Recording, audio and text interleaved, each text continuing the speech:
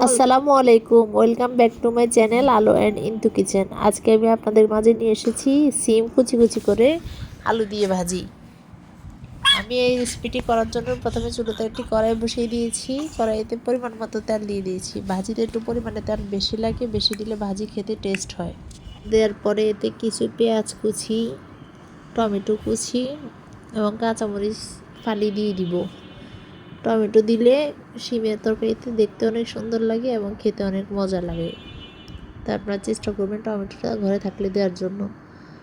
এরপর আমি এটা খুন্তির সাহায্যে ভালোভাবে নেড়ে নিব। নেড়ে একটু ভাজা ভাজা করে নিব। ভাজা ভাজা হয়ে গেলে 1 চামচ পরিমাণ লবণ, হাফ চামচ হলুদ গুঁড়া এবং হাফ চামচ ধনিয়া গুঁড়া এবং হাফ চামচ জিরা গুঁড়া দিয়ে দিব। মশলা দেওয়ার পরে এগুলো আবার তেলের সাথে ভালোভাবে মিশিয়ে নিব।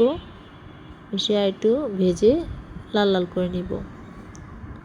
আর একটু ভেজে লাল লাল করা হয়ে গেলে তখন এর মধ্যে কেটে ধুয়ে পরিষ্কার করে রাখা সিমগুলা দিয়ে দিব। যে সিমগুলো দেওয়ার পরে এগুলো ভালোভাবে তেল মশলার সাথে মিশিয়ে নিব। খুন্তির সাহায্যে নেড়ে দেখুন যেভাবে আমি নাড়তেছি ঠিক এইভাবে আপনারা নেড়ে মিশিয়ে নেবেন। মিশিয়ে নেওয়া হয়ে গেলে একটা ঢাকনা দিয়ে ঢেকে দিবেন। ঢাকনা দিয়ে ঢেকে দেওয়ার 5 থেকে 10 মিনিট পরে এসে আবার ঢাকনা উল্টিয়ে একটু নেড়ে চেড়ে দিব খুন্তির সাহায্যে। আগুন তখন বেশি জোরে রাখা যাবে না, মিডিয়াম লো হিটে রাখতে হবে। বেশি জোরে রাখলে পানি শুকিয়ে যাবে, সিদ্ধ হবে না, টেস্টও আসবে না। একটু নেড়ে ছেড়ে আমি আবার ঢাকনা দিয়ে ঢেকে দিব। ঢেকে দেওয়ার 5-10 মিনিট পরে আবার এসে ঢাকনাটা উল্টে আবার একটু নেড়ে ছেড়ে দিব। দেখুন আমার ভাজির কালার চেঞ্জ হয়ে গেছে, ভাজি অনেকটা পরিমাণে হয়ে গেছে। এভাবে নাড়তে নাড়তে আগুন কমিয়ে আস্তে আস্তে লো হিটে ভাজি করলে অনেক টেস্ট আসে।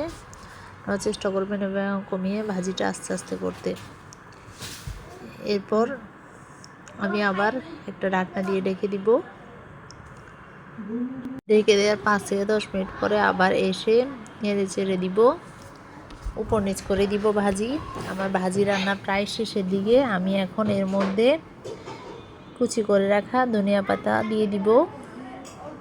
ধনিয়া পাতা দিলে দেখতে যেমন সুন্দর দেখায়, খেতে অনেক সুন্দর একটা ফ্লেভার আসে।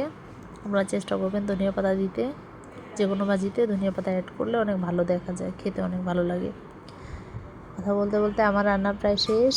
আমার ভিডিও ভালো লাগলে like, comment, share and subscribe করতে ভুলবেন না। পাশে রাখা বেল আইকনটি বাজিয়ে দিবেন আমার যে কোনো ভিডিও সবার আগে পেতে। আল্লাহ হাফেজ, আসসালামু আলাইকুম।